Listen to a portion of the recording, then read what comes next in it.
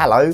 How do you start a second YouTube channel? It's a very good question and one that I'm asking myself right now. So I'm going to create a brand new second YouTube channel in real time in front of you right now, right here. Let's do it, because by the end of this, you and me are both going to have a second YouTube channel. Let's dive straight in. Oh, hello, I'm Neil, by the way. I usually help high achieving performers and creators just like you to get ideas out of your head out to here on YouTube. But today we're going to do more than that. We're going to branch out onto a new frontier, and we're going to take those ideas out onto a whole second channel. I'm going to show you the way that you're probably looking up, which is to create a second YouTube channel as a spin-off or a brand account from your main YouTube channel. And I'm going to do that very quickly, and then I'm going to explain why I'm not going to create my second channel that way. There are some really big security risks. I'm going to talk you through and show you how I actually am making my second channel. But let's dive into YouTube Studio. So the way to make a second YouTube channel in 2020, and who knows, maybe 2021, you click on your face or your avatar on the top right hand side of YouTube Studio. You can see it brings up this menu: your channel, YouTube, switch account, and sign out. You can't seem to do it at the moment in YouTube Studio. So the only place that I've found in 2020 is to go into YouTube, the main youtube.com, and then click on your avatar there. At the top it shows you the Google accounts that you are logged into. I've blurred that for security reasons, and I'm going to explain those security reasons to you a bit later, and it's sort of why I'm not going to make a second YouTube channel using this method. But let's do it anyway. Here's the menu. Buried all the way down here you can see a cog icon and the word settings, so we'll click on settings, and this takes you into your YouTube account settings. It's actually youtube.com/accounts, and you can use that URL to go straight to this page. There's a section down here, add or manage your channels, and if you click on that option, it opens up the channels and brand accounts that your login lets you into. On this page you can see some attempts I've made in the past to make a second channel. I've got 3 other second channels. One of them I think's a goer, this train channel here. I think I'm going to change the name of that channel. Up here is a big button labelled create a new channel. Should we press it?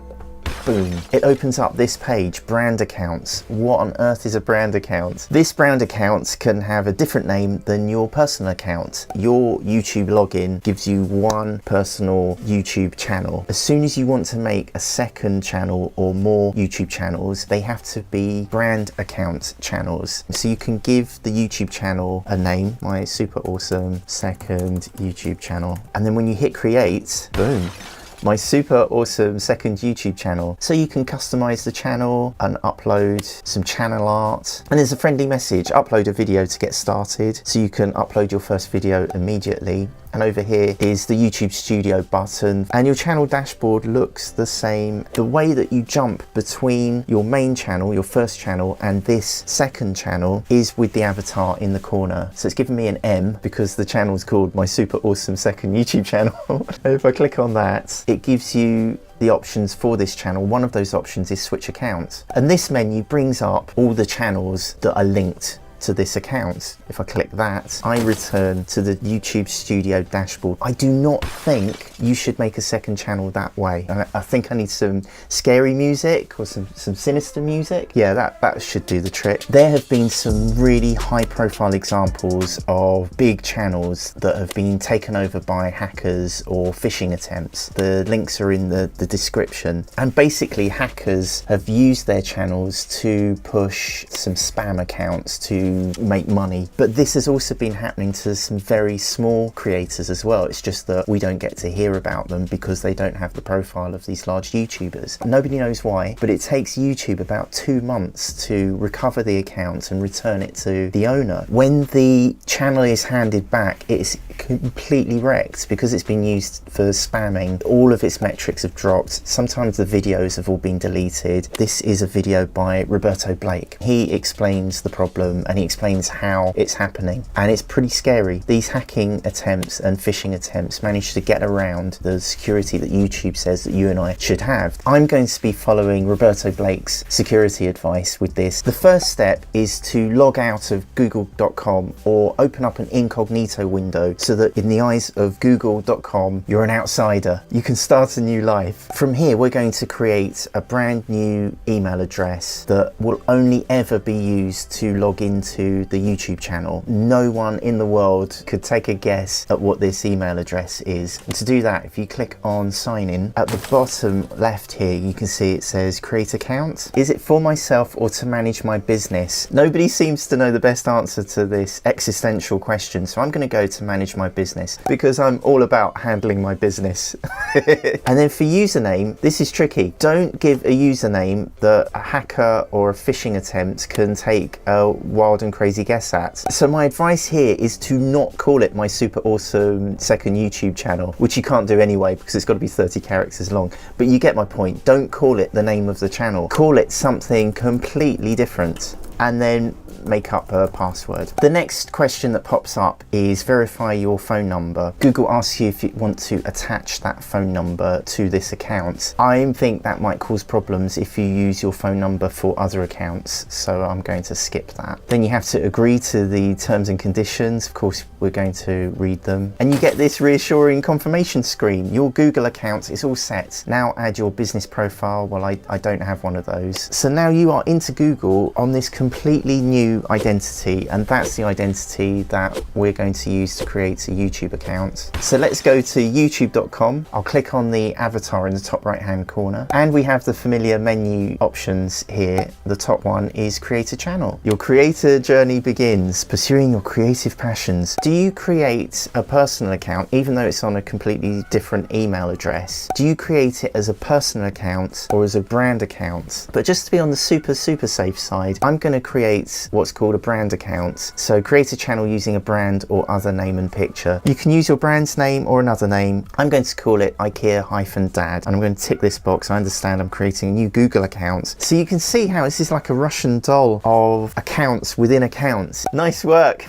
Finally, we've done it. Your channel, IKEA-dad, has been created. I can now upload a profile picture. The next section is tell viewers about your channel. Is it IKEA or IKEA? Here, dad. See you at the checkouts. And you can add links to all your other sites and social media places. And here's your channel. You get the two options that you're very familiar with, customize channel and YouTube Studio. If I click on customize channel, it's 2020, but create channel still throws you to classic studio. So you can create a new banner. Oh no, you can't create it. Oh, add channel art.